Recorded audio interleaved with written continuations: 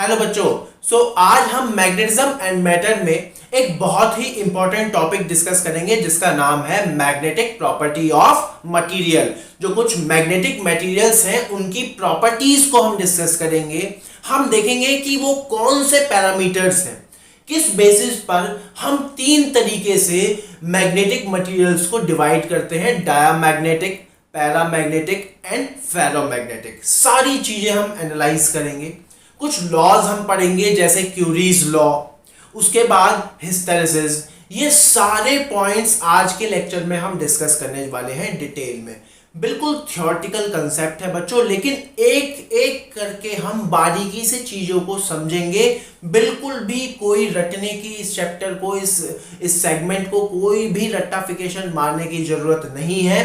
एक एक करके बारीकी से हर पैरामीटर को हम डिस्कस करेंगे। किन किन बेसिस पर हम मटेरियल्स को डिसाइड करते हैं वो सारे पैरामीटर पहले मैं आपसे डिस्कस करूंगा और उसके बाद हम उन सभी को तीनों मैग्नेटिक मटेरियल में अप्लाई कर देंगे। बच्चों, जैसा कि आप जानते हो हर मैटर एटम से मिलकर के बना है। एटम के अंदर है न्यूक्लियस। न्यूक्लियस के चारों ओर इलेक्ट्रॉन जो है रिवॉल्व कर रहे हैं, जिसको टेक्निकल वर्ड में मैं बोलूं ऑर्बिटिंग कर रहे हैं, ऑर्बिटिंग कर रहे हैं। क्लियर है एकदम? बच्चों, नेचर बहुत ही जबरदस्त सिमेट्रिसिटी देती है। जो कि अर्थ वैसा ही सेगमेंट इलेक्ट्रॉन एटम के अंदर। अर्थ जो है सन के चारों ओर ऑर्बिटिंग भी कर रही है, घूम भी रही है और अपनी एक्सिस पर स्पिन भी कर रही है। ऐसे ही बच्चों ऐसा ही सेम कैरेक्टर दिखाता है इलेक्ट्रॉन न्यूक्लियस के चारों ओर। इलेक्ट्रॉन जो है एक पर्टिकुलर एनर्जी शेल में ऑर्बिटिंग भी करता है, ऐसे घूमता भी है और अपनी एक्सिस के अबाउट रिवॉल्व भी करता है, जिसको हम स्पिन बोलते हैं बच्चों। क्लियर है एकदम? अब आपको मालूम है अगर इलेक्ट्रॉन ऑर्बिटिंग कर रहा है तो वो एक करंट कैरिंग लूप की तरह बिहेव करेगा और current carrying loop creates magnetic field और current carrying loop behaves like a magnetic dipole moment. Clear है? और अगर वही इलेक्ट्रॉन अपनी एक्सिस के अबाउट स्पिन भी कर रहा है तो उस स्पिन की वजह से भी मैग्नेटिक फील्ड क्रिएट होगी, उस स्पिन की वजह से भी मैग्नेटिक फील्ड क्रिएट होगी और मैग्नेटिक डाइपोल मोमेंट होगा बच्चों। तो हम नेट मैग्नेटिक डाइपोल मोमेंट के बारे में पहले तो बात करेंगे। और अब ये जो एटम अपनी मैग्नेटिक फील्ड क्रिएट कर रहा है, अगर इसी एटम मतलब इसी मैटर को हम एक्सटर्नल मैग्नेटिक फील्ड में रखते हैं तो एटम की वजह से, एक एटम की वजह से जो मैग्नेटिक फील्ड प्रोड्यूस हो रही है वो magnetic field external magnetic field के साथ किस तरीके से इंटरेक्ट करती है, क्या रेस्पॉन्स रहता है एटम की मैग्नेटिक फील्ड का एक्सटर्नल मैग्नेटिक फील्ड के साथ। इसी बेसिस पर हम तीन तरीके के मटेरियल को डिजाइन करते हैं या डिफाइन करते हैं: diamagnetic material, paramagnetic material and ferromagnetic material. क्या आपको मेरी बात समझ में आ रही है? तो सबसे पहले बच्चों हमें जनरलाइज चीजें पढ़नी होंगी, मतलब कि किसी भी एक एटम का नेट डाइपोल मोमेंट हमें देखना होगा। क्लियर है? अगर मैं आपसे बात करूं बच्चों, मान लीजिए ये एक न्यूक्लियस है और इस न्यूक्लियस के चारों ओर जो है इलेक्ट्रॉन एक पर्टिकुलर एनर्जी शेल में रिवॉल्व कर रहा है। पहले रोटेशन की वजह से देखते हैं, रिवॉल्यूशन की वजह से इस तरीके से मान लीजिए रिवॉल्व कर रहा है लाइक दिस। ये न्यूक्लियस के चारों ओर जो है ये इलेक्ट्रॉन मान लो कुछ इस तरीके से रिवॉल्व कर रहा है। ठीक है? अगर वो इस तरीके से रिवॉल्व कर रहा है तो उसका एंगुलर मोमेंटम ऊपर की तरफ होगा, एंगुलर मोमेंटम की डायरेक्शन ऊपर की तरफ होगी और ये एंगुलर मोमेंटम किसकी वजह से है? ऑर्बिटिंग की वजह से। इसको हम ऑर्बिटल एंगुलर मोमेंटम भी बोल सकते हैं। लेट्स से LO से मैं इसको डिनोट कर रहा हूं। और इसकी वजह से बच्चों जो करंट होगा इस डायरेक्शन में घूमेगा, opposite to the direction of electron. तो मैग्नेटिक डाइपोल मोमेंट की डायरेक्शन क्या होगी? इनवर्ड, मतलब मैग्नेटिक फील्ड कुछ इस तरीके से होगी। मतलब ऊपर की तरफ साउथ पोलैरिटी होगी, नीचे की तरफ नॉर्थ पोलैरिटी, मतलब magnetic dipole moment. Let's say मैं इसको स्मॉल m वेक्टर से डिनोट कर रहा हूँ, स्मॉल m वेक्टर से डिनोट कर सकते हैं हम इसको, क्लियर है। उसको मैं नीचे की तरफ मैंने बना दिया, दोनों के बीच में एंगल 180 का है, आप देख पा रहे हैं। और इससे प्रीवियस लेक्चर में मैंने गायरोमेट्रिक रेशियोज वगैरह डिफाइन करे थे और हम उसकी डेरिवेशन नहीं करने वाले हैं। और आपको मालूम ही है dipole moment, dipole magnetic dipole moment vector और एंगुलर मोमेंटम वेक्टर के बीच में जो रिलेशन आया था वो क्या आया था, E अपॉन में 2m, where E is the charge and m is the mass of that electron. So we can write m vector will be equals to minus of E by 2m into L vector. और ये किसकी वजह से है बच्चों, orbiting की वजह से, ऑर्बिटल्स की वजह से, ठीक है, क्लियर एकदम। अच्छा भाई, मैग्नेटिक फील्ड कुछ इस तरीके से होगी। नाउ अब ये इलेक्ट्रॉन बच्चों स्पिन भी कर रहा है, ऐसे स्पिन भी कर रहा है मान लो, और स्पिन की डायरेक्शन कुछ भी हो सकती है, एंटी क्लॉक और क्लॉक। मैंने एक पर्टिकुलर डायरेक्शन ले ली, लेट्स से, बात समझ में आ रही है, क्लियर एकदम। अब ये इलेक्ट्रॉन स्पिन भी कर रहा है, तो स्पिन की वजह से जो स्पिन एंगुलर मोमेंटम है, स्पिन एंगुलर मोमेंटम है, उसकी डायरेक्शन तो ऊपर होगी, वो यूं यूं घूम रहा है, स्पिन एंगुलर मोमेंटम की डायरेक्शन ऊपर होगी। लेट्स से उसको मैं एल एस से या फिर सिंपली एस वेक्टर से डिनोट कर देता हूं, किसी से भी डिनोट कर दो। और अगर इलेक्ट्रॉन ऐसे स्पिन कर रहा है तो छोटा सा करंट कैरिंग लूप ऐसे बनेगा अपोजिट डायरेक्शन में, उसकी वजह से मैग्नेटिक डाइपोल मोमेंट की डायरेक्शन नीचे होगी, मतलब मैग्नेटिक फील्ड कुछ इस तरीके से होगी, लाइक दिस, मैग्नेटिक फील्ड कुछ इस तरीके से होगी, और magnetic dipole moment downward direction में। लेट्स से उसको हम डिनोट कर देते हैं, let's say M S, spin की वजह से। ये क्या है, magnetic dipole moment due to orbital angular momentum. ये क्या है, magnetic dipole moment due to spin angular momentum, clear है बच्चों। और इसका जो मैग्नीट्यूड होता है बच्चों एम एस, वो होता है बच्चों minus E by M into S vector, समझ में आ गया, क्लियर एकदम। यहां पर 2 का फैक्टर नहीं आता। तो बच्चों जो इसका टोटल मैग्नेटिक मोमेंट हुआ, जो टोटल मैग्नेटिक मोमेंट हुआ वो दोनों के वेक्टर सम के बराबर होगा, मतलब m टोटल किसके बराबर होगा बच्चों, वो mo प्लस ms, मतलब कि minus E by 2m into LO vector minus of E by m into S vector. यहां से अगर मैं e बाय 2m कॉमन निकाल लूंगा तो बच्चों यहां पर देखो एक 2 आ जाएगा, ठीक है। तो इसका मतलब जो नेट एंगुलर जो नेट डाइपोल मोमेंट हुआ वो क्या हुआ बच्चों, e by 2m into L vector plus 2s vector. बहुत ही इंपॉर्टेंट चीजें यहां चल रही हैं, बहुत ध्यान से सुन लेना। यहां पर ये m क्या है, यहां पर ये m क्या है, net magnetic dipole moment of one atom, clear है एकदम। और यहां पर ये m क्या है, मास ऑफ इलेक्ट्रॉन, e क्या है उसका चार्ज, L क्या है यहां पर उसका angular dipole momentum, angular momentum, orbital angular momentum, और S क्या है यहां पर स्पिन एंगुलर मोमेंटम। क्या आपको मेरी बात समझ में आ रही है बच्चों? अगर आप बहुत ध्यान से देखोगे ये एक वेक्टर क्वांटिटी है, ये एक वेक्टर एडिशन है।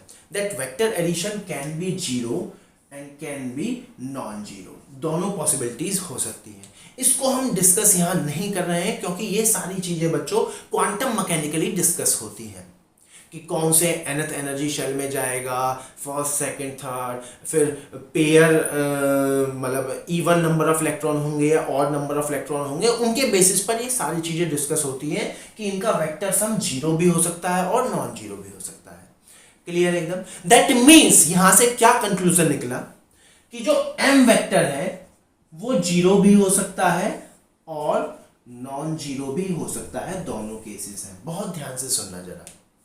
m क्या है यहां पर, फिर से बोल रहा हूं, यहां पर ये m क्या है, यहां पर m क्या है, total magnetic dipole moment of a atom. एक एटम का टोटल मैग्नेटिक डाइपोल मोमेंट। अब ऐसे ऐसे बच्चों बहुत सारे एटम हो सकते हैं, ऐसे ऐसे बहुत सारे एटम होंगे, क्लियर है।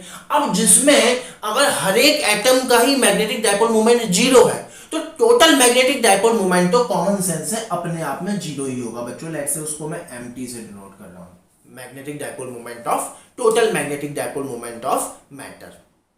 अब जिसमें नॉन जीरो होगा बच्चों, उसकी सिचुएशन बच्चों कुछ इस तरीके से बनेगी। मान लीजिए एक मैटर है, उसमें हर एटम का मैग्नेटिक डाइपोल मोमेंट है, लेकिन due to thermal agitations, due to room temperature thermal agitations, वो रैंडम डायरेक्शन में बच्चों स्कैटर होंगे, इस तरीके से रैंडम डायरेक्शंस में होंगे। और आपको वेक्टर एडिशन की नॉलेज है, जब भी बहुत सारे वेक्टर्स रैंडम डायरेक्शन में लग रहे होते हैं तो उनका नेट वेक्टर एडिशन क्या होता है बच्चों, जीरो। दैट मींस इस केस में भी जो टोटल मैग्नेटिक डाइपोल मोमेंट है पूरे के पूरे मैटर का, वो क्या होगा बच्चों, जीरो। तो देखो दो केस बने हमारे पास।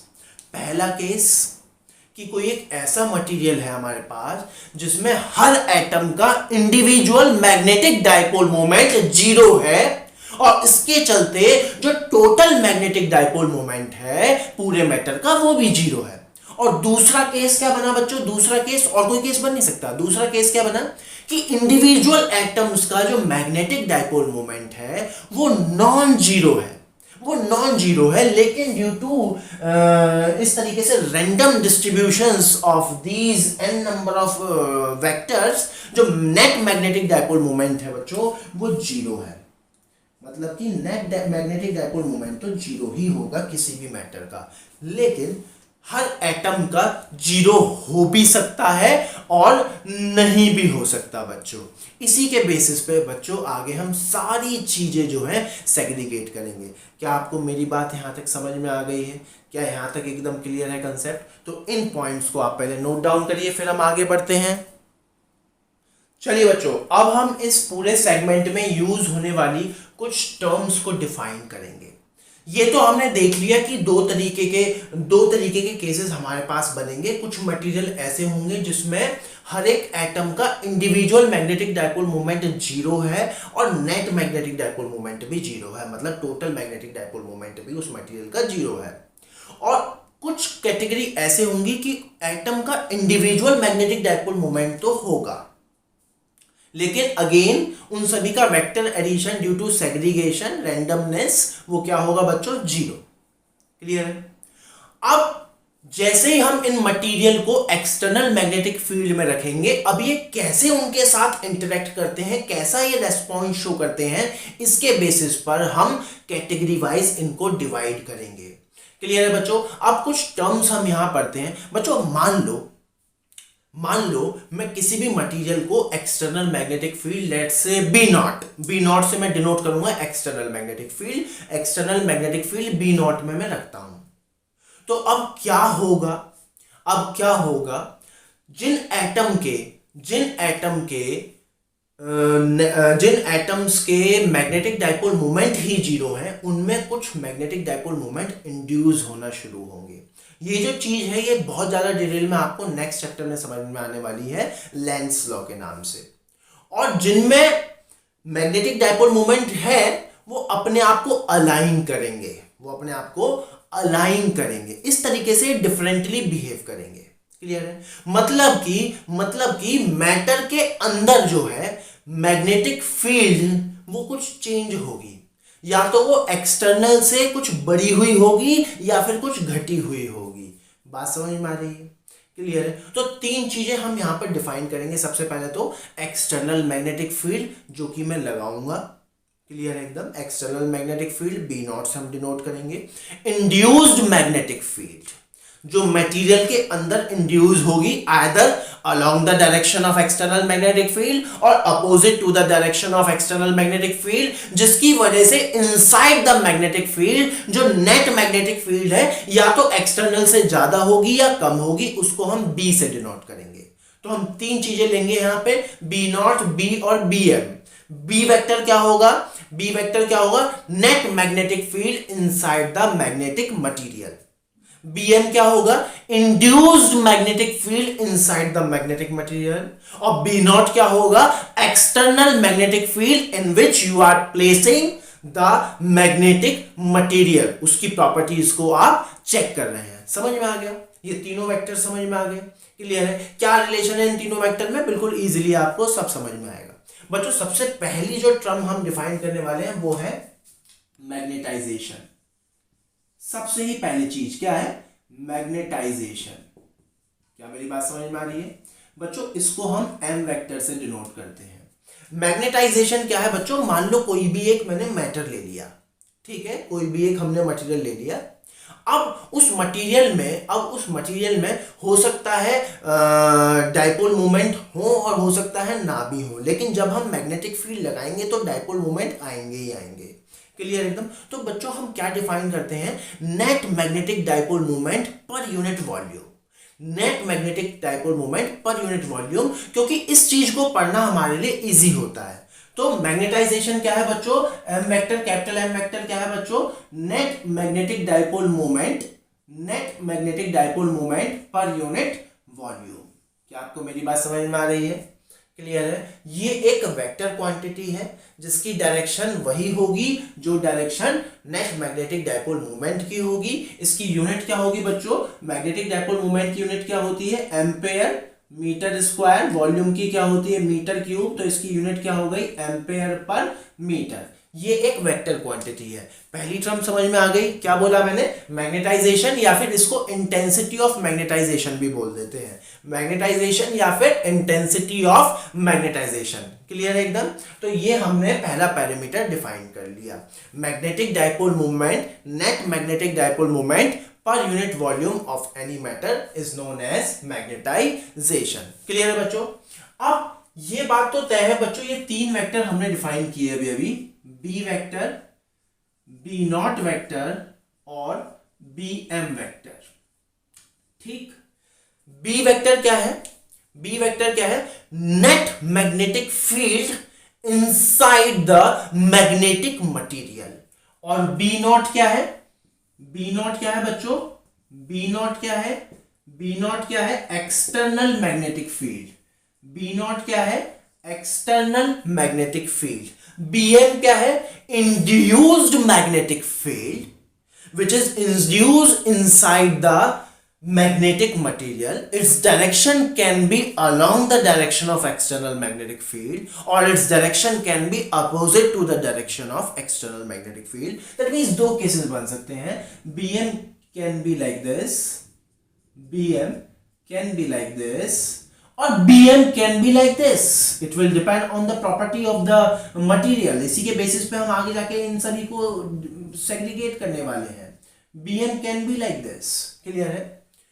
और B क्या है, नेट मैग्नेटिक फील्ड। सो इस केस में B क्या होगा बच्चों, अंदर मैग्नेटिक फील्ड क्या होगा, B नॉट प्लस BM, और इस केस में क्या होगा बच्चों, B naught minus BM। That means B can be written as B naught plus BM या फिर B नॉट माइनस BM, और इसी के बेसिस पे हम मटेरियल्स को कैरेक्टराइज करेंगे। बट हम जब हम जनरल डेफिनेशन दे रहे हैं, so we will do like this, क्योंकि प्लस माइनस तो क्या है, डायरेक्शन शो करता है। क्लियर है। ये तो मैंने आपको समझाया कि इस तरीके से इंड्यूस होगी और इस तरीके से हम इसको कैरेक्टराइज करेंगे। लेकिन इन तीनों में जो जनरल रिलेशन बनेगा वो बच्चों क्या बनेगा, सिंपली बी वेक्टर बराबर B not vector plus B M vector. ये तीनों टर्म्स आपको समझ में आनी चाहिए बहुत अच्छे से। क्लियर एकदम। B is the net magnetic field inside the magnetic material. BM is the induced magnetic field inside the magnetic material. Or its direction can be along or can be opposite to the direction of external magnetic field. And here B naught is the external magnetic field जो कि आपने apply करी है, जिसमें magnetic material को रखा है और उसके रेस्पॉन्स को अब आप चेक कर रहे हैं। क्लियर जी, एकदम क्लियर है। नाउ अब हम देखते हैं इस BM को। ये BM क्या है बच्चों, BM वेक्टर क्या है बच्चों, इंड्यूस्ड मैग्नेटिक फील्ड। क्या बोला मैंने, induced magnetic field which is induced inside the magnetic material.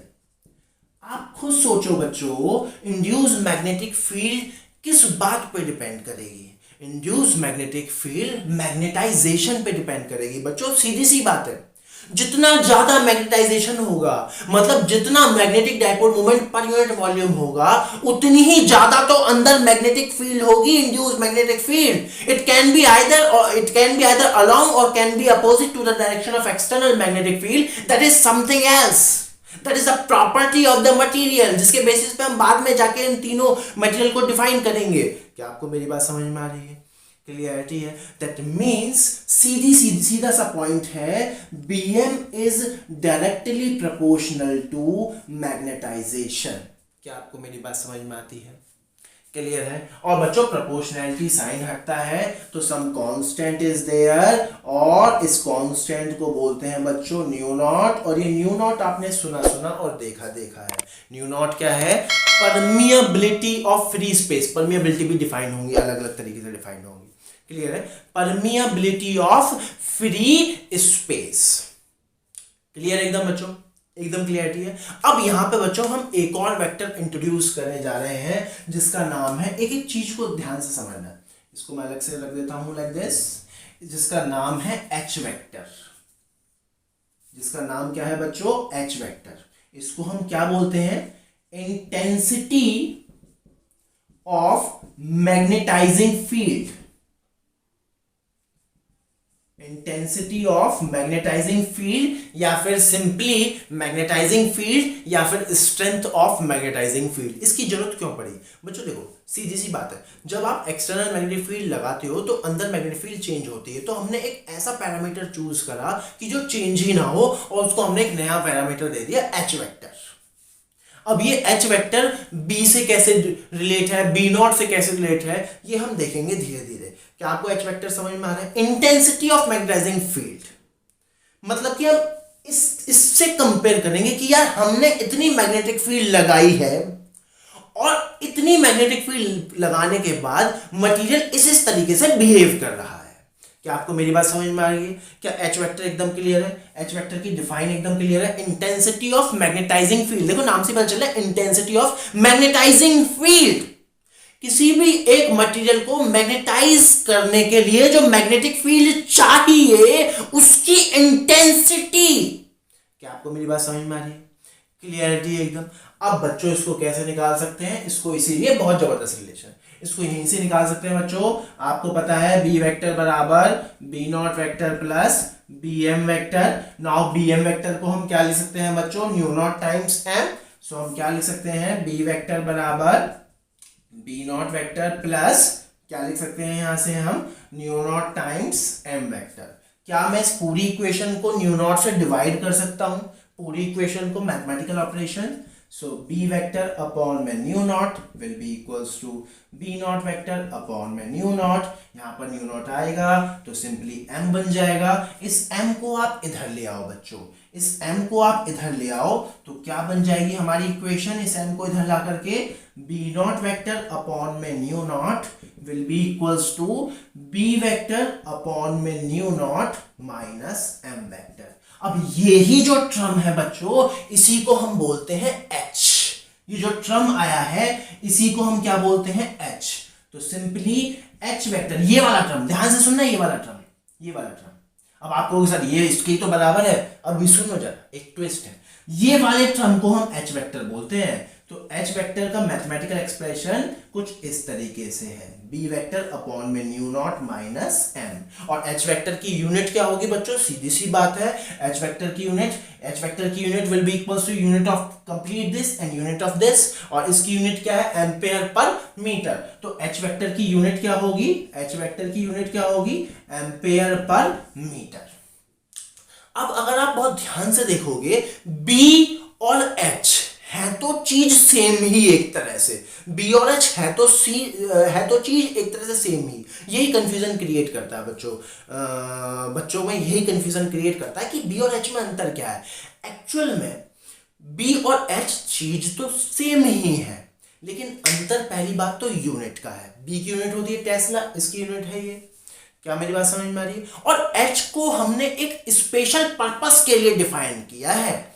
H को हमने डिफाइन किया है, एक अदर पैरामीटर कोई नेचर ने नहीं दिया, इसको हमने स्पेशल पर्पस के लिए डिफाइन किया है कि it is a magnetising field. कि जिस मैग्नेटिक फील्ड से हम किसी मटेरियल को मैग्नेटाइज कर रहे हैं उसकी इंटेंसिटी कितनी है, वो हमने एक एच वेक्टर से डिनोट किया। क्लियर है बच्चों? अब अगर मान लो कि मैग्नेटिक फील्ड, आपने मैग्नेटिक फील्ड तो लगा रखी है, एच वेक्टर आपने डिफाइन कर रखा है, ठीक है।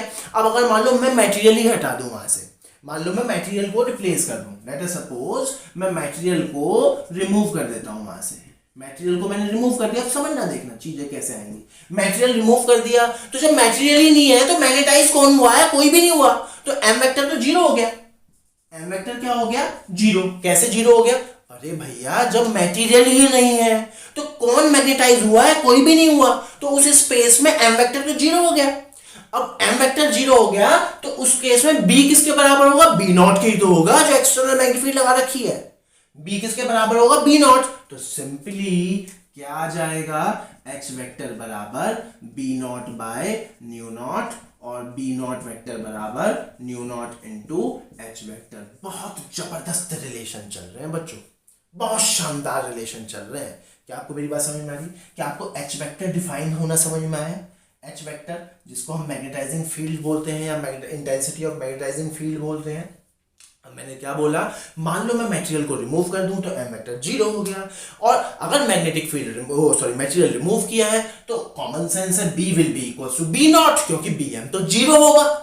अरे बीएम तो इंड्यूस मैग्नेटिक फील्ड है इनसाइड द मटेरियल, जब मटेरियल ही हटा दिया तो B will be equal to B naught. हमने यहाँ वैल्यूज पुट करी और एक शानदार रिलेशन निकाला, relation between B naught and H vector. Clear है एकदम, क्या आपको मेरी बात समझ में आ रही है, क्लियरिटी है। इन द सेम मैनर बच्चों, इन द सेम मैनर जैसे बी नॉट बराबर न्यू नॉट एच, उसी तरीके से अगर कोई मटेरियल रखा है तो बी बराबर न्यू इंटू एच होता है। अगर कोई मटेरियल रखा हुआ है where mu is the permeability of that material, ये किसके लिए, vacuum free space.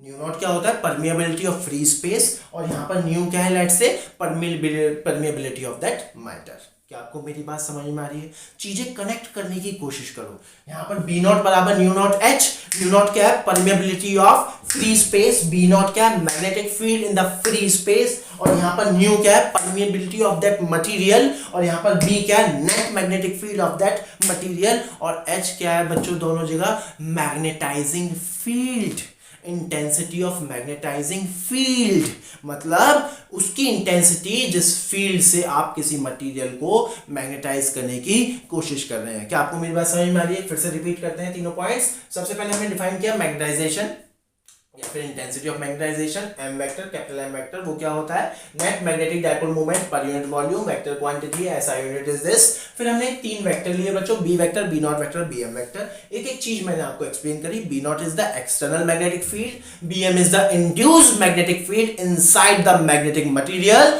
And B is the net magnetic field inside the magnetic material. B M की direction can be along, can be opposite to the direction of external magnetic field, और उसके basis पे इस तरीके से relation, but general relation is this. Clear एकदम, क्या आपको मेरी बात समझ में आ रही है। उसके बाद हमने क्या देखा कि जो एच वेक्टर हमने डिफाइन किया, और बीएम क्या है, इंड्यूस्ड मैग्नेटिक फील्ड, वो किसके डायरेक्टली प्रोपोर्शनल है बच्चों, एम वेक्टर के। एम वेक्टर के कॉमन सेंस है, प्रोपोर्शनलिटी साइन हटेगा, some constant is there, that constant is the permeability of free space. उसके बाद हमने H vector, most important, H vector define किया, और एच वेक्टर को इस तरीके से हमने कैलकुलेट किया। ये जो यहां पर आया है ये है एच वेक्टर, ये है एच वेक्टर। क्लियर है, क्लियर है एकदम। ये तो स्पेशल केस है, इसके बराबर जो आएगा ये स्पेशल केस है। बात समझ में आ रही है, जब आपने मटेरियल ही रिमूव कर दिया, लेकिन कनेक्शन समझना सबका एक दूसरे के साथ। क्लियरिटी एकदम, सारे पॉइंट्स में एकदम क्लियर है। इन पॉइंट्स को आप नोट करिए, हम और आगे बढ़ेंगे। चलिए बच्चों, दो चीजें हम यहां पर और डिफाइन करेंगे, एक होगा परमिएबिलिटी और एक होगा मैग्नेटिक ससेप्टिबिलिटी। सबसे पहले हम जानते हैं बच्चों परमिएबिलिटी, जैसे न्यू नॉट न्यू। अब न्यू नॉट क्या है, magnetic permeability of free space. ये एक्चुअली है क्या बच्चों, परमिएबिलिटी क्या बताती है आपको, penetrating power of any material. कोई भी एक मटेरियल है, how easily magnetic field can penetrate, how easily magnetic field can penetrate that material, वो बताता है मैग्नेटिक परमिएबिलिटी। क्या मेरी बात समझ में आ रही। तीन चीजें बच्चों, हम यहां पर तीन सिंबल होंगे, न्यू, न्यू नॉट और न्यू आर। न्यू नॉट क्या होगा, magnetic permeability of free space, और न्यू क्या होगा बच्चों, न्यू क्या होगा, मैग्नेटिक परमिएबिलिटी ऑफ मटेरियल, कोई मटेरियल हमने रख दिया, न्यू आर क्या होगा बच्चों, रिलेटिव परमिएबिलिटी। ये क्या होता है, रिलेटिव परमिएबिलिटी सिंपली क्या होता है, permeability of medium to the permeability of free space. Clear है बच्चों। और जिनका रिलेशन बी और एच के साथ अभी अभी हमने देखा, बी बराबर न्यू इंटू एच या फिर बी नॉट बराबर न्यू नॉट इंटू एच। क्या आपको मेरी बात समझ में आ रही है? दैट मीन्स सिंपली न्यू को हम कैसे डिफाइन कर सकते हैं, बी बाय एच से, और न्यू नॉट को बी नॉट बाय एच से। क्लियर है एकदम। और अगर न्यू आर हमें निकालना हो, न्यू आर वो क्या होगा, न्यू बाय न्यू नॉट। यहाँ पर आप वैल्यू पुट करेंगे तो न्यू आर क्या बन जाएगा, सिंपली एच से H cancel out, B by B naught. क्या आपको मेरी बात समझ में आ रही है? क्लियर है एकदम। तो हमने तीन चीजें यहाँ डिफाइन करी बच्चों, permeability of a medium, permeability of free space, और तीसरा क्या डिफाइन किया है बच्चों, relative permeability, which is the ratio of permeability of medium to the permeability of free space. Now बच्चों अब हम डिफाइन करेंगे मैग्नेटिक ससेप्टिबिलिटी। ये क्या होती है बच्चों, ये एक नंबर है, वो आपको इस बात की जानकारी देगा ही how easily a material can magnetized on applying the external magnetic field intensity. और इसको देखो हम कैसे निकाल सकते हैं, थोड़ा सा दिमाग लगाओ, कॉमन सेंस लगाओ बच्चों। तो अगर आप देखोगे, मान लो हमने एच वेक्टर डिफाइन किया है, तो m और h में क्या रिलेशन होगा बच्चों, सीधा सा रिलेशन है किसी भी मटेरियल का, m vector is directly proportional to h vector. बिल्कुल ठीक बात है। जितनी ज्यादा इंटेंसिटी ऑफ मैग्नेटाइजिंग फील्ड होगी, जितनी ज्यादा इंटेंसिटी ऑफ मैग्नेटाइजिंग फील्ड होगी, उतने ही ज्यादा अंदर magnetic dipole moment per unit volume induce होंगे। क्लियर है बच्चों।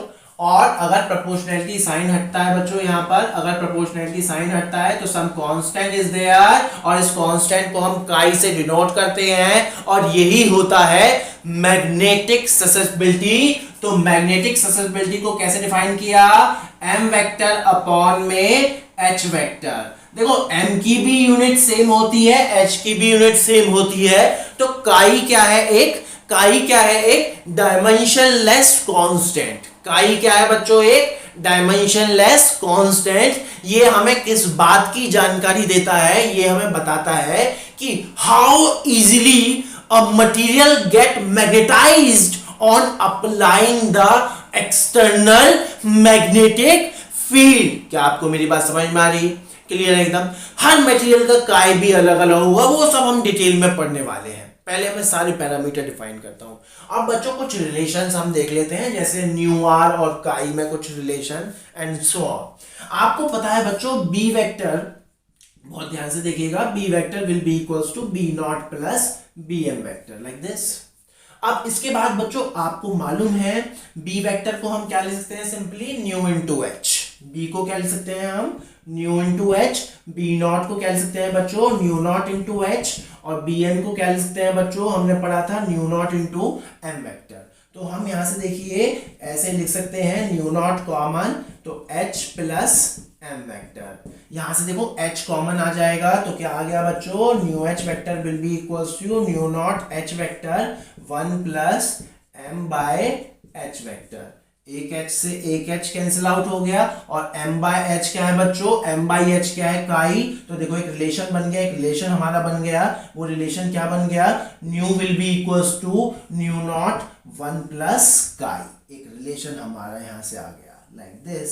और अगर इस न्यू नॉट को मैं इधर ले जाऊं तो क्या बन जाएगा बच्चों, mu by new naught will be equals to 1 plus chi, और न्यू बाय न्यू नॉट अभी अभी क्या डिफाइन हुआ बच्चों, new R. So that's the relation between magnetic susceptibility और रिलेटिव परमिएबिलिटी ऑफ मटेरियल। ये सारे रिलेशन आपको ध्यान रखने हैं, एक एक चीज आपको ध्यान रखनी है जब हम मैग्नेटिक मटेरियल को डिफाइन कर रहे होंगे, उनमें डिफरेंशिएट देख रहे होंगे। क्या आपको सारी चीजें क्लियर है? पहली चीज हमने क्या डिफाइन करी, परमिएबिलिटी। उसके बाद हमने क्या डिफाइन करी बच्चों, मैग्नेटिक ससेप्टिबिलिटी। क्लियरिटी है एकदम, क्लियर है एकदम। इसको आप नोट डाउन करिए, हम आगे बढ़ेंगे और पॉइंट डिस्कस करेंगे। चलिए बच्चों, एक और चीज हम यहाँ पर डिफाइन करते हैं, वो है क्यूरीज लॉ। ये क्या है? मान लो बच्चों, एक मटेरियल है जिसका, मान लो एक ऐसा मटेरियल है जिसमें ऑलरेडी हर एटम के कोई डाइपोल मोमेंट है, ऑलरेडी हर एटम के डाइपोल मोमेंट हैं जो रैंडमली डिस्ट्रीब्यूटेड है। क्लियर? अब अगर आप बहुत ध्यान से देखोगे, मान लो मैंने एक मैग्नेटाइजिंग फील्ड लगाई, तो सीधी सी लॉजिक है, सीधा सा लॉजिक है, m vector is directly proportional to h vector. समझ में आता है, m vector is directly proportional to h vector. ये हमने देखा भी कि जितनी ज्यादा मैग्नेटाइजिंग फील्ड की इंटेंसिटी होगी पर unit volume, magnetic dipole moment जो है उतना ही ज्यादा होगा। और अगर आप बहुत ध्यान से देखोगे बच्चों, ये m वेक्टर जो है टेम्परेचर पर भी डिपेंड करेगा। और कैसे डिपेंड करेगा? इनवर्सली। अगर आप टेम्परेचर बढ़ाओगे तो रैंडमनेस जो है बढ़ेगी, तो मैग्नेटिक डाइपोल मोमेंट घटेगा। अगर रैंडमनेस बढ़ेगी तो ओवरऑल पर यूनिट वॉल्यूम का मैग्नेटिक डाइपोल मोमेंट क्या होगा? उनका वेक्टर सब जीरो होगा, मतलब टेम्परेचर बढ़ाने से ये घटेगा। दैट मीन्स इनको अगर हम क्लब कर देते हैं तो m vector is equals to proportional to h by t। Proportionality sign हटता है बच्चों, सम कांस्टेंट इज देयर, और इस कांस्टेंट को बोलते हैं बच्चों क्यूरीज कांस्टेंट, साइंटिस्ट का नाम है। अगर इस h को मैं यहां ले आऊं बच्चों, तो m by h will be equals to c by t, और m बाय h क्या है बच्चों? काय। दैट मीन्स जो मैग्नेटिक ससेप्टिबिलिटी है वो टेम्परेचर पर भी डिपेंड करती है। लेकिन कैसे मटेरियल जिनका ऑलरेडी परमानेंट डाइपोल मोमेंट हो, हर एटम का ऑलरेडी डाइपोल मोमेंट हो। जिनका डाइपोल मोमेंट ही नहीं है वहां पर ये लॉ वैलिड ही नहीं है। क्या आपको मेरी बात समझ में आ रही है? क्लियर है? इसको आप नोट करिए बच्चों। नाउ बच्चों, हमने एक एक चीज डिफाइन कर ली है, एक एक सारे पैरामीटर हमने डिफाइन कर लिए हैं, जिसके बेसिस पे हम डायमैग्नेटिक, पैरामैग्नेटिक और फेरोमैग्नेटिक मटेरियल को पढ़ने वाले हैं, उनकी प्रॉपर्टीज को पढ़ने वाले हैं, देखने वाले हैं किस मटेरियल में न्यू आर कितना होगा, काय कितना होगा, हर एक चीज। बच्चों ध्यान करो, लेक्चर के स्टार्टिंग में ही मैंने आपको बताया था कि दो केसेस हमारे पास होंगे। पहला केस जिनमें इंडिविजुअल एटम का मैग्नेटिक डाइपोल नहीं होगा, और कुछ ऐसे होंगे जिसमें इंडिविजुअल का मैग्नेटिक डाइपोल होगा लेकिन नेट मैग्नेटिक डाइपोल जीरो होगा। वो दोनों केस में होंगे। बच्चों मान लो ऐसा ही मैं एक मटेरियल ले लूं और लेट्स से एटम्स को ऐसे दिखा देता हूं। मान लो एटम को मैंने ऐसे दिखा दिया इस तरीके से, किसी का भी कोई नेट मैग्नेटिक डाइपोल, किसी का भी इंडिविजुअल मैग्नेटिक डाइपोल मोमेंट नहीं है किसी भी एटम का। मान लो इसमें मैंने मैग्नेटिक फील्ड लगाई, ठीक है बच्चों, मैग्नेटिक फील्ड लगा दी B0। अब मैग्नेटिक फील्ड लगाने से बच्चों क्या होगा, ये बहुत डिटेल में इसका रीजन, ये जो लाइन में बोलने वाला हूं इसका रीजन आपको नेक्स्ट लेक्चर में पता चलेगा, नेक्स्ट चैप्टर में पता चलेगा, लेंस लॉ के नाम से। क्लियर है? जब फ्लक्स वेरिएशन आपको पता चलेगा। अब क्या होगा बच्चों, हर एटम का जो फ्लक्स है वो चेंज होगा। फ्लक्स आपने इलेक्ट्रिक फील्ड में पढ़ रखा है, E इंटू ए इलेक्ट्रिक फ्लक्स, ऐसे ही B into a magnetic flux. Clear है? हर एटम का फ्लक्स चेंज होगा। उसकी वजह से बच्चों क्या होगा, हर एटम में एक करंट इंड्यूस हो जाएगा, एक मैग्नेटिक फील्ड इंड्यूस हो जाएगी, मतलब हर एटम में एक मैग्नेटिक डाइपोल मोमेंट इंड्यूस हो जाएगा, जिसकी वजह से जो मैग्नेटिक डाइपोल मोमेंट की जो इंड्यूस मैग्नेटिक फील्ड की डायरेक्शन होगी बच्चों, वो opposite to the external magnetic field होगी। इसका रीजन आपको नेक्स्ट लेक्चर में पता चलेगा। क्या आपको मेरी बात समझ में आ रही है? क्या बोला मैंने कि कोई एक ऐसा मैटर जिसके हर एटम का इंडिविजुअल मैग्नेटिक डाइपोल मोमेंट क्या है, जीरो है। ऐसे मैटर को अगर मैं मैग्नेटिक फील्ड में रखता हूं तो क्या होता है, हर एटम के अंदर करंट इंड्यूस हो जाता है, जिसकी वजह से एक मैग्नेटिक फील्ड, एक मैग्नेटिक डाइपोल मोमेंट सेट हो जाता है, जिसकी direction opposite to the magnetic field होती है। दैट मीन्स ये कैसे बिहेव कर रहा है, ये कैसा रेस्पॉन्स दे रहा है, क्या ये एक्सटर्नल मैग्नेटिक फील्ड के साथ कंपैटिबल है, क्या ये उसको अट्रैक्ट कर रहा है अपनी ओर, या और रिपेल कर रहा है, ये कह रहा है कि नहीं दूर जा, रिपेल कर रहा है, अपोज कर रहा है। ऐसे ही मटेरियल को बच्चों बोलते हैं डायामैग्नेटिक मटेरियल। ऐसे ही मटेरियल्स को हम क्या बोलते हैं, डायामैग्नेटिक मटेरियल, जो कि एक्सटर्नल मैग्नेटिक फील्ड का अपोज करते हैं, जिनके अंदर एटम के individual magnetic dipole moment zero होते हैं।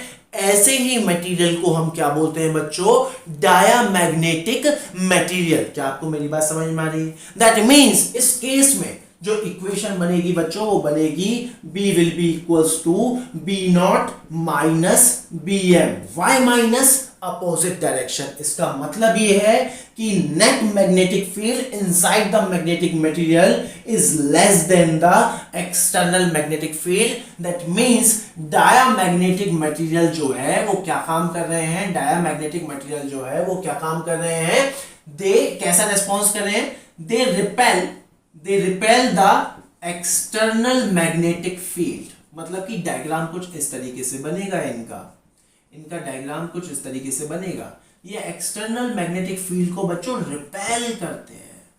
अगर हम मैग्नेटिक फील्ड में अगर हम डाल दें, अगर हम इनको मैग्नेटिक फील्ड में डाल दें तो ये रिपल्शन शो करते हैं।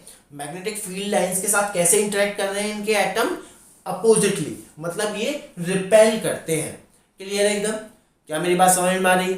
उसके बाद ये इस तरीके से हमने चीजें देख ली। अब हम देखते हैं न्यू आर क्या हमने डिफाइन किया था, रिलेटिव परमिएबिलिटी। न्यू आर हमने क्या डिफाइन किया था बच्चों, रिलेटिव परमिएबिलिटी, जो कि क्या था, न्यू अपॉन में न्यू नॉट, जो कि क्या था बच्चों, बी अपॉन में बी नॉट। क्लियर है? अब देखो b अपॉन में b नॉट, और यहां से मैं पता चला b is less than b not. देखो कुछ भी चीज अब रटने की नहीं है, अब आपको सब समझ में आएगा। यहां से पता चल रहा है b is less than b not, that means nu R is less than 1। ये पहचान होती है, एमसीक्यू बेसिस पे पूछे जाएंगे। दैट मींस डायामैग्नेटिक मटेरियल की पहली प्रॉपर्टी क्या हुई बच्चों, ये रिपेल करता है। इंड्यूस मैग्नेटिक फील्ड की डायरेक्शन अपोजिट होती है एक्सटर्नल मैग्नेटिक फील्ड के। क्लियर है? उसके बाद net magnetic field inside the magnetic material is less then external magnetic field. in that case relative permeability is less than 1। Relative permeability क्या होगी बच्चों, लेस देन 1। अब बात करेंगे हम काई की। आपको मालूम है new R will be equals to 1 plus chi, that means chi will be equals to mu R minus 1। और क्योंकि आपको मालूम है new R is less than 1, इसका मतलब ही क्या है, काई जो होगा वो क्या होगा, नेगेटिव। दैट मीन्स कोई एक ऐसा मटेरियल दे दिया जिसका काई नेगेटिव है, तो आप समझ जाना वो मटेरियल कैसा है बच्चों, डायामैग्नेटिक। मतलब कि अगर आप उसको एक्सटर्नल मैग्नेटिक फील्ड में डालोगे तो वो क्या करेगा, उसको रिपेल करेगा। क्या आपको मेरी बात समझ में आ रही है? यही कंसेप्ट है फ्रॉग जो है मैग्नेटिक फील्ड पर लेविएट करता है, मतलब ऊपर उठ जाता है। अगर मैग्नेटिक फील्ड में अगर फ्रॉग को डालते हैं तो वो ऊपर उठ जाता है। क्यों? क्योंकि उसके अंदर डायमैग्नेटिक कैरेक्टर बहुत ज़्यादा होता है, डायमैग्नेटिक मटेरियल उसके अंदर बहुत ज़्यादा होता है। और डायमैग्नेटिक मटेरियल एक्चुअल में यूनिवर्सल है, हर मटेरियल जो है डायमैग्नेटिक है। बट कुछ मटेरियल ऐसे होंगे जिसमें पैरामैग्नेटिक या फेरोमैग्नेटिक प्रॉपर्टी ओवरकम कर जाएगी, तो डायमैग्नेटिक मटेरियल की जो प्रॉपर्टी वो सप्रेस कर जाएगी। क्या आपको मेरी बात समझ में आ रही है? क्लियर है एकदम? अब बच्चों इसका जो काई होता है ना, वो टेम्परेचर इंडिपेंडेंट होता है, क्यूरीज लॉ उस पर वैलिड नहीं है। क्योंकि याद करो मैंने क्या बताया था कि कोई एक ऐसा मटेरियल जिसमें पहले से ही डाइपोल मोमेंट हो, इसमें तो है ही नहीं, इसमें तो इंड्यूस हुआ, इसमें तो है ही नहीं। दैट मीन्स इसकी जो काई है, डायमैग्नेटिक मटेरियल की जो काई है, क्या वो टेम्परेचर पे डिपेंड करेगी? वो टेम्परेचर पर डिपेंड नहीं करेगी। कुछ बच्चों में इसके एग्जाम्पल लिख देता हूं, डायमैग्नेटिक मटेरियल के एग्जाम्पल, ये आपको बस ध्यान रखने हैं, जैसे कि बिस्मिथ हो गया, और बच्चों कॉपर हो गया, और बच्चों लेड हो गया, और बच्चों सिलिकॉन हो गया। ये कुछ एग्जाम्पल है डायमैग्नेटिक मटेरियल के। तो जितनी भी प्रॉपर्टी मैंने बताई डायमैग्नेटिक मटेरियल की, वो सारी प्रॉपर्टी आपको ध्यान रखनी है। क्लियर है बच्चों? इसको आप नोट करिए, हम आगे और मटेरियल पढ़ेंगे। नाउ बच्चों अब हम पढ़ते हैं पैरामैग्नेटिक मटेरियल। क्या पढ़ेंगे अब हम? Paramagnetic material. जैसे ही मैंने लेक्चर के स्टार्टिंग में बताया था कि कुछ मटेरियल ऐसे भी होते हैं जिनमें एटम का इंडिविजुअल मैग्नेटिक डाइपोल मोमेंट होता है, लेकिन वो रैंडम डायरेक्शन में सेग्रीगेट इस तरीके से रैंडमली डिस्ट्रीब्यूट होते हैं, जिसकी वजह से नेट मैग्नेटिक डाइपोल मोमेंट 0 होता है। लेकिन अगर मान लो ऐसे मटेरियल को अगर हम एक्सटर्नल मैग्नेटिक फील्ड में रखेंगे तो क्या होगा बच्चों? सीधा सा लॉजिक है, ऐसे को अगर हम एक्सटर्नल मैग्नेटिक फील्ड में रखते हैं तो उन सभी डाइपोल्स पर लगेगा बच्चों टॉर्क। देखो डायमैग्नेटिज्म ये भी शो करेगा डायमैग्नेटिज्म, लेकिन इसकी जो डायमैग्नेटिक कैरेक्टर है वो बहुत कम होगी as compare to paramagnetic character. इसलिए हम डायमैग्नेटिक कैरेक्टर को नेग्लेक्ट करके चलेंगे यहाँ पर। क्लियर है एकदम? इसलिए मैंने बोला था diamagnetic character is universal. Clear? अब बच्चों क्या होगा, उन छोटे छोटे डाइपोल्स पे लगेगा टॉर्क, उसकी वजह से वो सारे के सारे डाइपोल्स जो हैं वो एक्सटर्नल मैग्नेटिक फील्ड की डायरेक्शन में खुद को लगभग अलाइन करेंगे। इस तरीके से अलाइन करेंगे। दैट मींस जो बीएम की डायरेक्शन होगी वो along the direction of magnetic field होगी बच्चों। इसका मतलब जो इक्वेशन बनेगी वो क्या बनेगी? बी वेक्टर बराबर B not vector plus bm vector. इसका क्या मतलब है? ये एक्सटर्नल मैग्नेटिक फील्ड को क्या कर रहा है? अट्रैक्ट कर रहा है। एक्सटर्नल मैग्नेटिक फील्ड को क्या कर रहा है? अट्रैक्ट कर रहा है। कैसा रेस्पॉन्स इसने शो किया? एक पॉजिटिव रेस्पॉन्स दे रहा है। ये एक्सटर्नल मैग्नेटिक फील्ड में अपने आप को कंपैटिबल महसूस करा रहा है, मतलब एक्सटर्नल मैग्नेटिक फील्ड को और अट्रैक्ट कर रहा है। मतलब कि इस तरीके से सिचुएशन बनती है पैरामैग्नेटिज्म में। एक्सटर्नल मैग्नेटिक फील्ड को ये अट्रैक्ट करते हैं एक्सटर्नल मैग्नेटिक फील्ड को अपने अंदर समेटते हैं एक्सटर्नल मैग्नेटिक फील्ड को। क्या आपको मेरी बात समझ में आ रही है? क्लियर है? और यहां से इस इक्वेशन से देखने से आपको पता चलेगा कि B vector is greater than B not vector बच्चों। और न्यू आर क्या है? रिलेटिव परमिएबिलिटी क्या होता है बच्चों? बी वेक्टर अपॉन में बी नॉट। इसका मतलब है new R is greater than 1।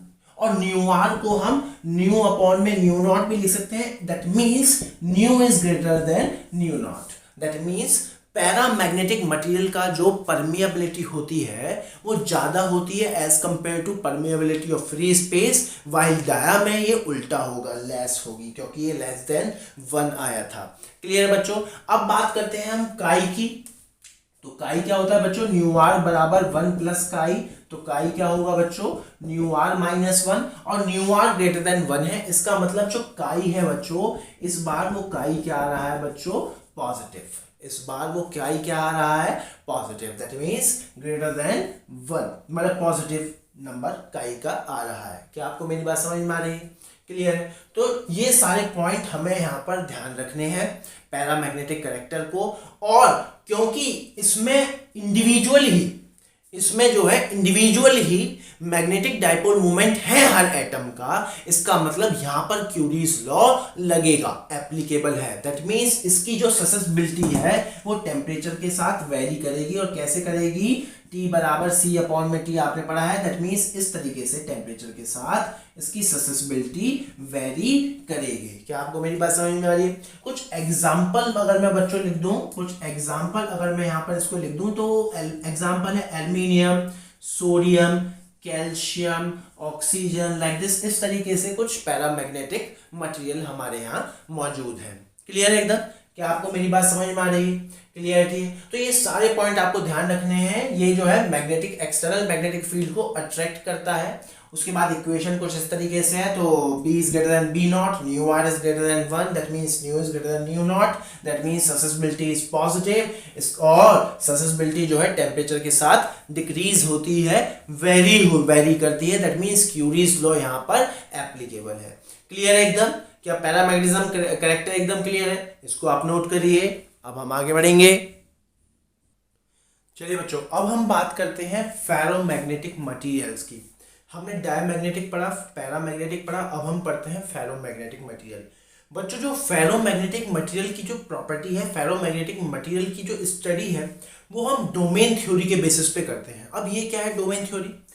बच्चों, मान लीजिए कोई भी एक मैटर है, इस तरीके से इसको हम छोटे छोटे पैचेस में बांट देते हैं, छोटे छोटे टुकड़ों में, इस तरीके से डोमेन्स में, इस तरीके से हम लाइक दिस सेग्रीगेट कर देते हैं, इस तरीके से बांट देते हैं।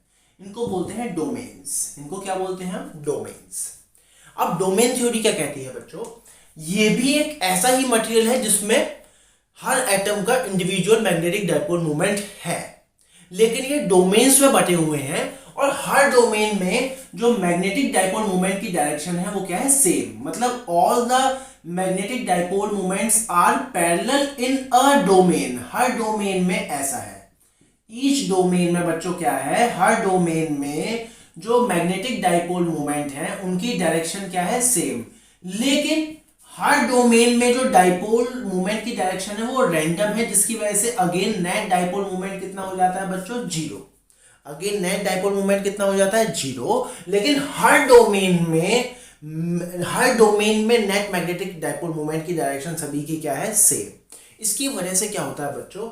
जैसे ही आप एक्सटर्नल मैग्नेटिक फील्ड लगाते हो, और वो भी बहुत ही, मान लो स्मॉल अमाउंट की मैग्नेटिक फील्ड भी लगाई आपने, तो ये तुरंत मैग्नेटाइज हो जाता है। हल्की सी मैग्नेटिक फील्ड में भी एक्सट्रीमली हाई रेट से मैग्नेटाइज हो जाता है। ये बात समझ में आ रही?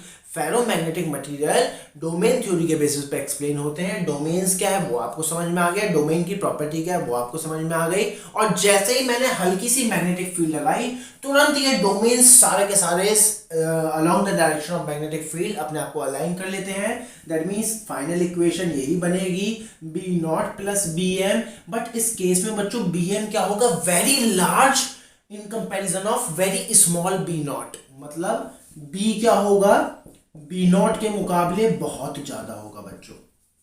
एक्सटर्नल मैग्नेटिक फील्ड के मुकाबले जो बी है वो बहुत ज्यादा होगा, क्योंकि बी एम बहुत ज्यादा होगा।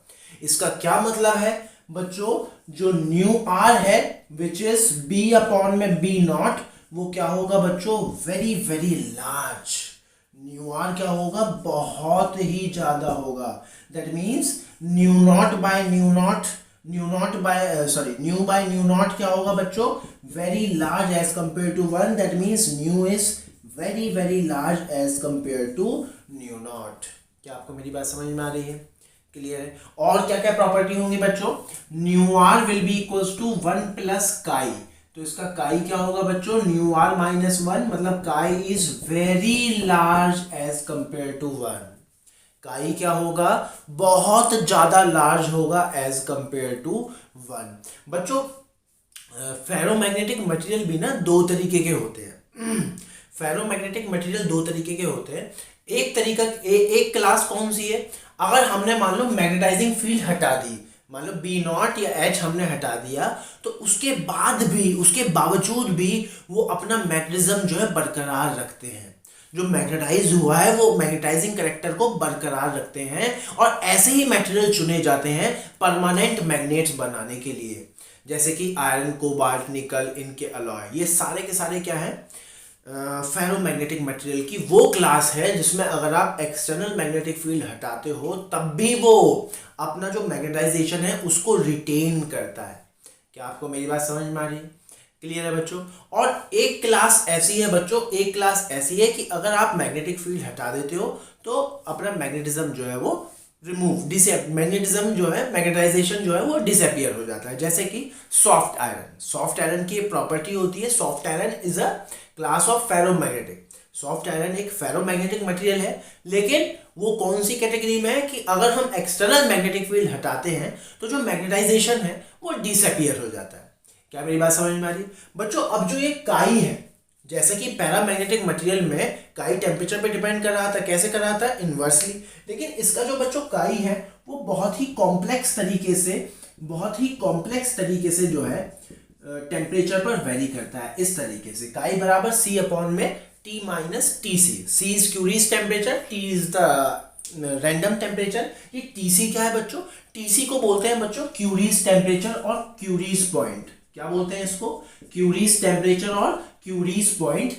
इस टेम्परेचर से ज्यादा अगर मैंने टेम्परेचर किया तो मटेरियल अपनी फेरोमैग्नेटिक कैरेक्टर को लूज कर देगा, जो डोमेन्स है वो डिसइंटीग्रेट हो जाएंगे और जो फेरोमैग्नेटिक मटेरियल है वो एक पैरामैग्नेटिक मटेरियल की तरह बिहेव करने लग जाएगा. क्या आपको मेरी बात समझ में आ रही है? क्लियरिटी एकदम. टीसी क्या है? Curies temperature. ये वो टेम्परेचर है जिसके बाद अगर आपने टेम्परेचर बढ़ाया तो मटेरियल जो है, फेरोमैग्नेटिक मटेरियल जो है पैरामैग्नेटिक मटेरियल में कन्वर्ट हो जाएगा. क्लियर है? इसका अगर मैं ग्राफ की बात करूं, बहुत ही कॉम्प्लेक्स तरीके से इसका ग्राफ जो है वेरी करता है टेम्परेचर के साथ. Let's say this is T is equals to TC. तो यहां से लेके यहां तक बहुत ही आर्बिट्ररी कॉम्प्लेक्स तरीके से बिहेव करता है और इसके बाद तो ये क्या बन जाएगा बच्चों? Paramagnetic material. तो इनवर्सली प्रोपोर्शनल ये हो जाएगा. इस तरीके से इसका ग्राफ जो है कॉम्प्लेक्स तरीके से बिहेव करता है. मतलब यहां से लेके यहां तक क्या है? ये मटेरियल यहां से लेके यहां तक क्या है? T जो है अगर TC से कम है तो मटेरियल क्या है? फेरोमैग्नेटिक. और इसके बाद क्या है बच्चों? पैरामैग्नेटिक. ये बहुत ही इंपॉर्टेंट चीजें हैं, ये बोर्ड में कंपटीशन में पूछी जा सकती हैं. क्या आपको मेरी बात समझ में आ रही है? क्या एकदम क्लियर है? तो ये थी कहानी बच्चों फेरोमैग्नेटिक मटेरियल की. और फेरोमैग्नेटिक मटेरियल क्या होते हैं बच्चों? हाईली अट्रैक्टेड होते हैं. हाईली अट्रैक्टेड होते हैं किससे? एक्सटर्नल मैग्नेटिक फील्ड से. क्या आपको मेरी बात समझ में आ रही है? क्लियर है एकदम? सारे कंसेप्ट एकदम क्लियर है? इनको आप नोट करिए. अब नेक्स्ट में हम हिस्टेरेसिस की बात करेंगे. चलिए बच्चों, अब हम एक बहुत ही इंपॉर्टेंट सेगमेंट को डिस्कस करते हैं फेरोमैग्नेटिज्म को. वो है बच्चों हिस्टेरेसिस. हिस्टेरेसिस क्या है अभी आपको समझ में आएगा. पहले हम समझते हैं हमने क्या क्या लिया हुआ है. ये एक हमने सोलेनॉइड लिया हुआ है. उस सोलेनॉइड के अंदर हमने फेरोमैग्नेटिक मटेरियल रखा हुआ है जो कि इनिशियली अनमैग्नेटाइज्ड है. क्लियर है एकदम बच्चों? अब हमने क्या काम किया बच्चों? इस सोलेनॉइड में करंट फ्लो कराना स्टार्ट किया. उससे क्या होगा बच्चों? मैग्नेटिक फील्ड जनरेट होगी. मतलब एक्सटर्नल मैग्नेटिक फील्ड, मतलब मैग्नेटिक इंटेंसिटी जिसको हमने H से डिनोट किया था. उसकी वजह से क्या होगा बच्चों? अंदर के डाइपोल्स अलाइन करने शुरू होंगे, अंदर मैग्नेटिक फील्ड प्रोड्यूस होनी शुरू होगी B. उसकी वजह से ये मैग्नेटाइज्ड होगा. बच्चों नॉर्मल केस में B और H के बीच में एक लीनियर रिलेशन होता है. B is equals to new not, B is equals to nu H या फिर B not is equals to new not H. लेकिन फेरोमैग्नेटिक के केस में ऐसा नहीं होता. कॉम्प्लेक्स वेरिएशन होता है. और एक्सपेरिमेंटली हमने देखा B और H में हमने ग्राफ बनाया तो जैसे जैसे H बढ़ रहा है वैसे वैसे B भी कुछ आर्बिट्ररी तरीके से बढ़ रहा है, कॉम्प्लेक्स तरीके से बढ़ रहा है. क्लियर है बच्चों? अब एक पर्टिकुलर पॉइंट के बाद, एक पर्टिकुलर पॉइंट के बाद बच्चों, एक पर्टिकुलर H के बाद, एक पर्टिकुलर करंट के बाद, let's say H naught, saturation state आ गई. मतलब फुल्ली मैग्नेटाइज्ड हो गया. इसके बाद अगर आप करंट बढ़ा रहे हो तो B नहीं बढ़ रहा. अब करंट बढ़ाने का, H बढ़ाने का कोई लॉजिक तो है नहीं. अब हमने क्या काम किया बच्चों? क्या हमने काम किया?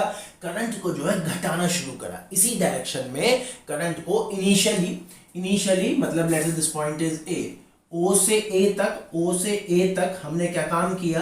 करंट को बढ़ाया इसी डायरेक्शन में. उसके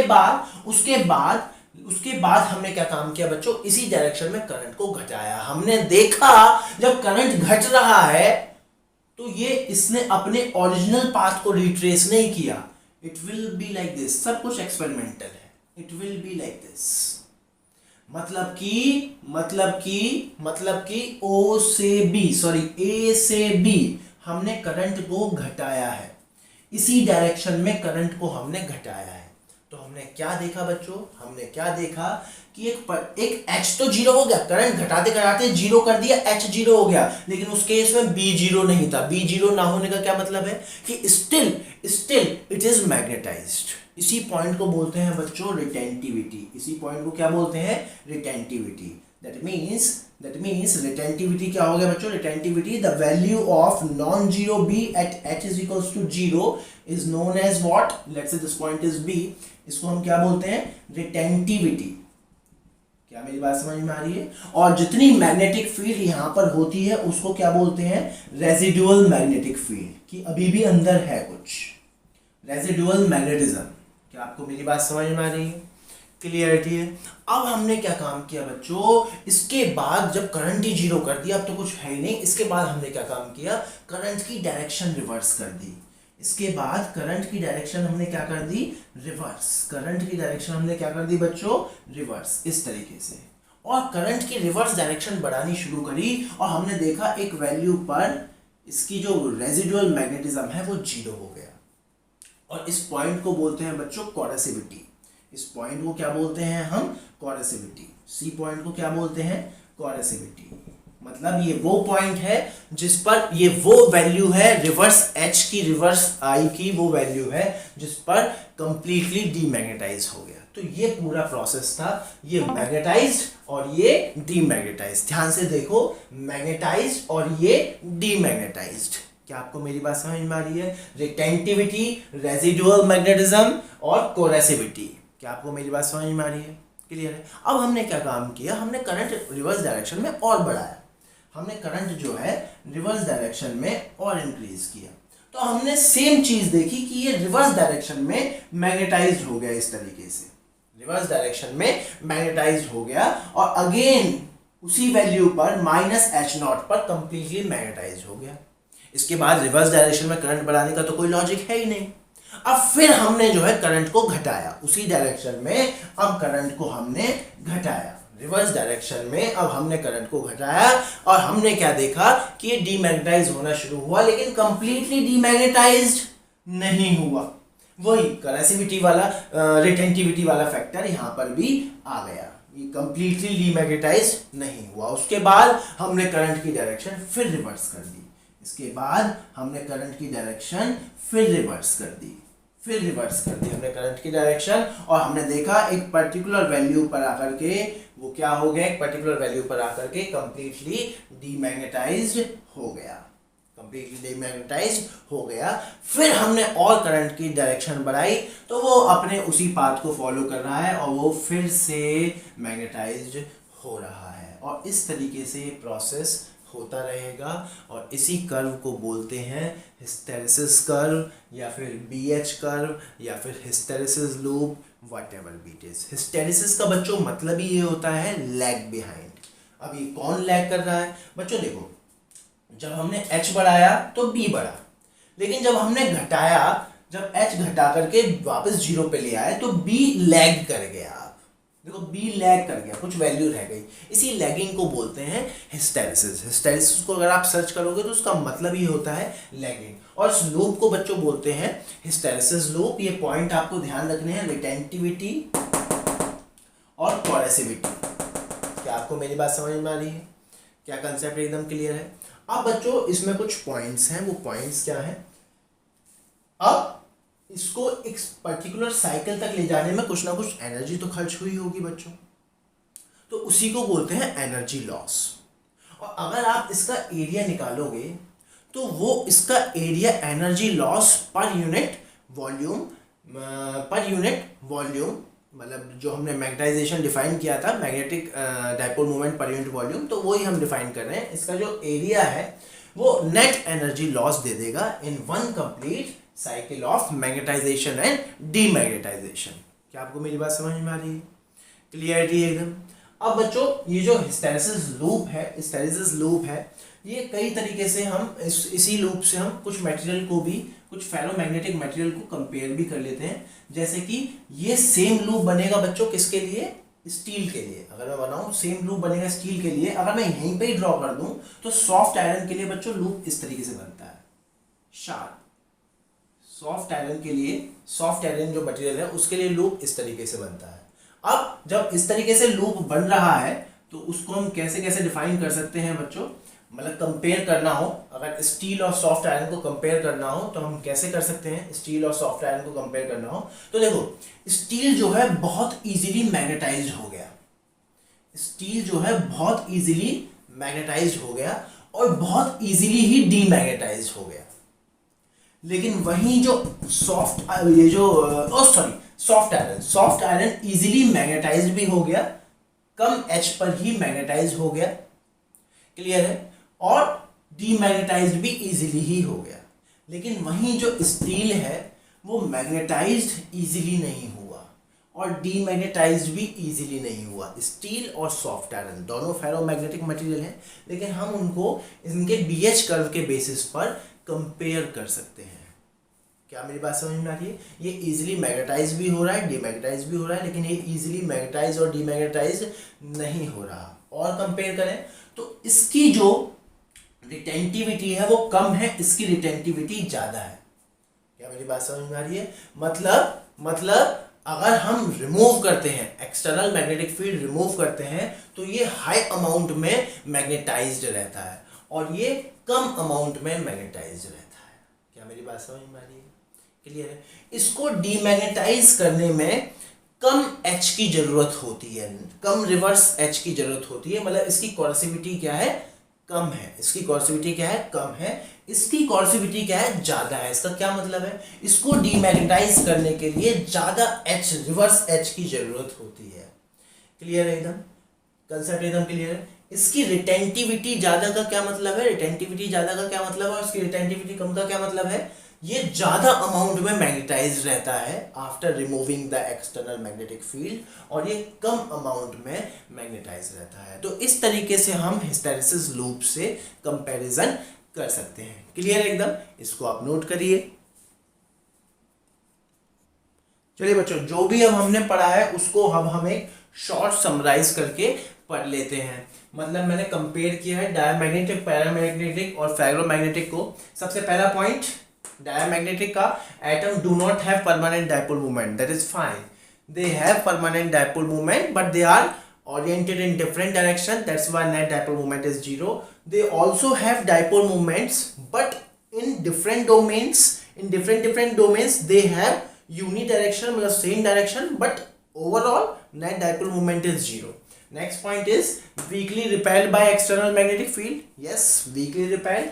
ये क्या है? weakly attracted by, attract होते हैं लेकिन weakly, और ये क्या है? strongly attracted by external magnetic field. Next point, B is less than B naught, ये सब हमने देख रखा है। ये B is greater than B naught, इसमें B is much greater than B naught. इसमें mu R is less than 1, that means mu is less than new naught. इसमें mu R is greater than 1, that means mu is greater than new naught. इसमें mu R is much greater than 1, that means mu is much greater than new not. इस case में काई negative आया था, इसमें positive but small, इसमें काई positive but very large. इस केस में जो है काई जो है इंडिपेंडेंट होता है टेम्परेचर के। इसमें क्यूरीज लॉ से इनवर्स रिलेशन होता है। इसमें कॉम्प्लेक्स वेरिएशन होता है। TC is the Curie's point, Curie's temperature, below that ferromagnetism, after that temperature TC वो क्या हो जाएगा? पैरामैग्नेटिज्म। उसके बाद ये जो होता है बच्चों डायमैग्नेटिज्म, वो सॉइल, लिक्विड, गैस तीनों में होता है। सेम केस यहाँ पर, बट ये फेरोमैग्नेटिज्म ओनली इन सॉलिड्स। इसमें नो हिस्टेरिसिस, इसमें हिस्टेरिसिस होता है। क्लियर है? तो इस तरीके से बच्चों हमने पूरे सेगमेंट को बहुत अच्छे से कवर कर लिया है। आई होप ये सारी चीजें आपको अब रटनी नहीं है, सब कुछ आपको बेसिकली समझ में आया है। Thank you.